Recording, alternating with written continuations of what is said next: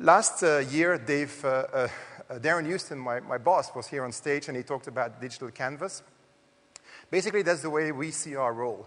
You know, all these consumers using the devices, we do a couple of things. We bring audiences to the table, massive audience on Xbox, on the web, on mobile. We provide the tools to reach out to these audiences and to create exciting brand stories and brand engagement campaigns.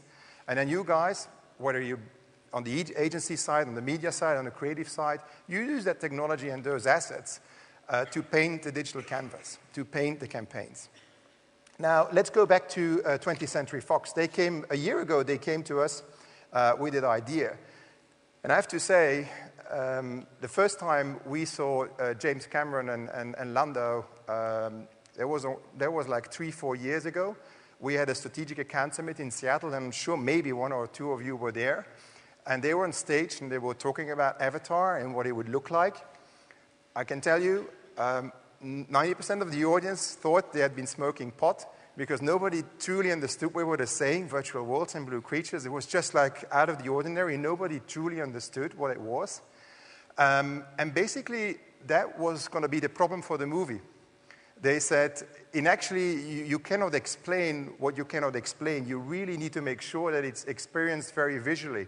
So the whole marketing campaign was really all about brand engagement and making it as tangible as possible through videos and themes and pictures so that people really understood what it was, were intrigued about the concept, and then obviously we're going to the box office. So I have to say as well that I'm going to focus on the Microsoft components. We were just one of the partners. They partnered with Google, with YouTube, with MySpace, with Facebook. So there's been some publishers involved, and it was quite a comprehensive media campaign. We brought a lot to the table. We were certainly not the ones that made the marketing campaign successful. I just wanted to get that out of the air. The major component from our perspective was the big core was a media plan, a very heavy media plan on our MSM portals and on the Windows Live services.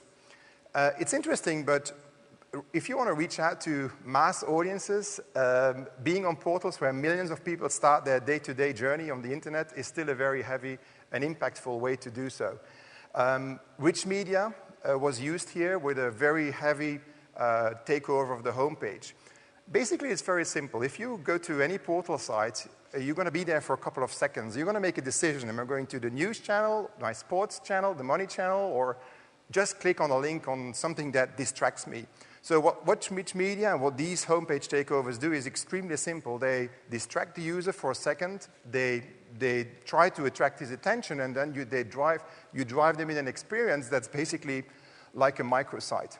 Again, I see many brands and many marketing people spend tons of money on microsites where nobody goes, and then they have to spend another millions of dollars to drive traffic to that site.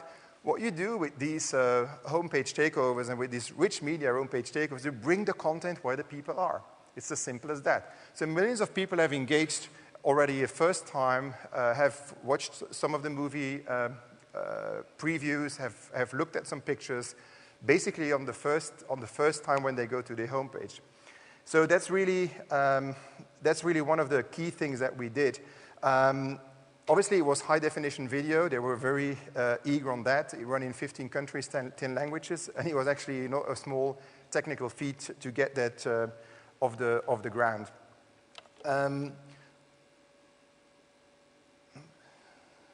So that's the homepage. That's the stuff that I talked about. One of the things that is really important as well is that Jack talked about earned media. There's like in between earned and paid, there's other things possible as well. We had these editorial support in 50 markets where apart from our sales guys, we have editors. And in this case, the launch of Avatar is not only an interesting campaign that brings us money, but it's actually a story. It's a story that consumers are really interested to talk about. So we had the whole editorial community rallied behind that, and that's just like we are any other publisher where sales guys need to talk to the editorial guys to have their buy-in. But this is a clear case where we used the same assets. These guys said, oh, this is so good, we're going to use it on the homepage. We're going to drive traffic to those microsites, and also we're going We're going to integrate in all of our video channels, entertainment channels. They created special editorial sites where people could engage with the content as well. We did that in 15 markets. This one is UK, this one is Switzerland, and this one is Portugal, just to make the point that we can do that in very localized support in all of those markets. So earned media, it's obviously a story in itself, and it's really important. The next thing is a little bit out of the ordinary, and probably you're not aware of that, but a lot of people have asked us over time, when are you going to put ads in Windows? I can tell you it's a simpler question, but for this company, it's going to take a lot of time before you go and see ads in Office and Excel. It wouldn't be really meaningful. But for the launch of Windows 7, we got a big exception because this company is obviously rallying a lot behind advertising. It sees that advertising can actually increase the user experience on stuff like this for Windows 7. It brings actually excitement to the product. So what it is this is the standard desktop if you install Windows 7. I'm not sure. How many people of you have this as their desktop? Only a couple, right? And that is basically because 50% and more of the people personalize their desktop. They put a picture of their family, of their kids. In my case here, a fantastic journey to the Everest region, because that's what they want to see on the desktop. That's what they personalize it. They put their picture and also maybe put some special music tunes and what have you. So that's a standard feature in any Windows version. Now for Windows 7, what we did is we gave advertisers, we gave brands the choice to be a launch partner. So in this case, if you personalize Windows 7, you go to an online gallery, and we have 56 different online galleries all over the world. And we had 6 launch partners being part of that. The Coke was one of them, Ducati, Ferrari, Avatar. So this is basically the old fans for brands. It's like people want their love marks on their desktop. And they download. Once you download, you get 6 pictures on your desktop. You see the color scheme at the end. It turns into a different color palette. You get different mouse icons. You get different music stuff. The whole personalization package in one click. The same for the avatar theme. The interesting thing is that since the launch last year, obviously, we didn't know what we were going to go into. We thought we would get sort of 1 million downloads of the avatar theme. Today, and I checked out last Friday, we are at 3.2 million desktops that have been personalized with Avatar. Now, of course, people change back and forward, and we're still doing some research how sticky this is. But most of what we've seen till so far is that people stick quite long to their theme and don't change too often. It was actually the second most downloaded theme after Ferrari.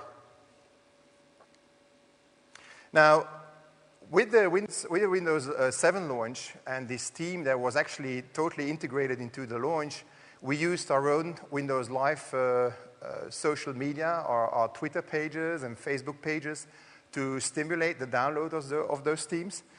And so the funny thing is that and we've been talking about social media here and the power of that, is as soon as that hit the ground, thousands of people start tweeting, start retweeting. We also integrate Twitter results now in Bing, so that gives it an exponential boost as well. There's a guy here says to his buddy, still a Mac fanboy, the fun is all on this side. So people actually have that ecosystem and start really being fired up about the stuff they see and start sharing it with their friends. And then you get to social media, and that's where we just had the conversation with Patience and Jack. And so what we do, we integrated Looking Glass into our own measurement systems. Now, before you get too excited, Looking Glass is a proof of concept. It's not even a beta. It's something that we run with a couple of advertisers in test, in pilot. But it basically listens to the conversations. It pulls data from Twitter, from Flickr, from Wikipedia, and it uses the Bing technology to extract data from blogs And so what it does, it gives you an accurate measurement on a daily basis, on an hourly basis of all the conversations in the world on your brand, on your on your product, whatever you.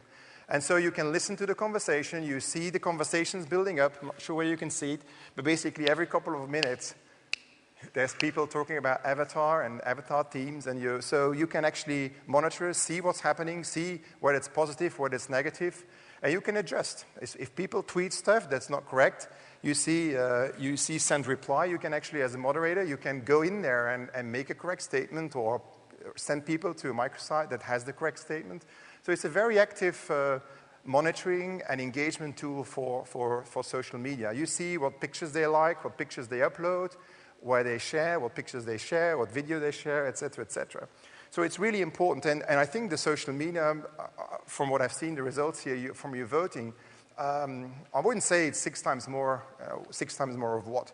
I think it's just really powerful, and you probably are spearheading here because I see a lot of brands who still hesitant about how do I engage, what do I need to do? I think just one number, 15% of all the tweets in the world talks about a product, an experience with a product, an experience with a brand, an experience with a consumer service, product service. So 15%, they do talk about you. And somebody said about fan books, well, there's like, that was Coke. There's fan pages around many brands that the brands don't know of. I was with a luxury brand in Paris a couple of months ago, and they said, we don't do social. Well, people do social for you, so you better know what they do, and you better listen and engage where possible.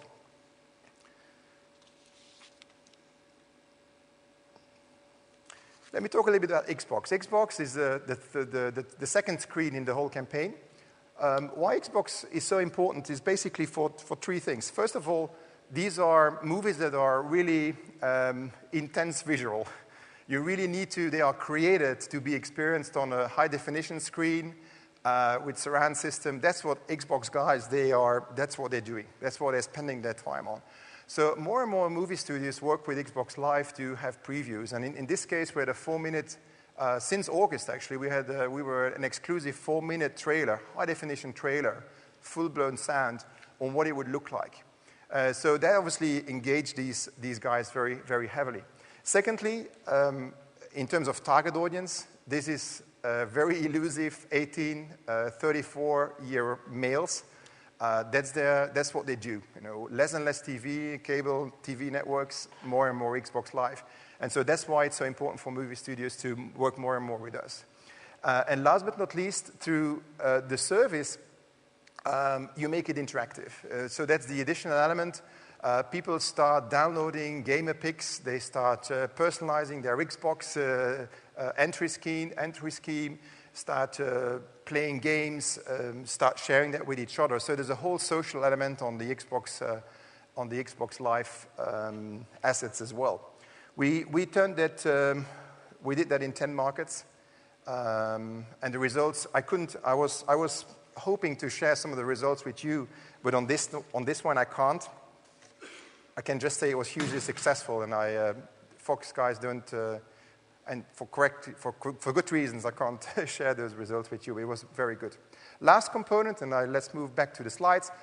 Mobile, Bettina talked about mobile roadblocks, just standard media campaign. I just want to pick on this one because this is actually tag technology. Not sure whether you know, but it's a tag that we integrate in this case on the homepage takeover.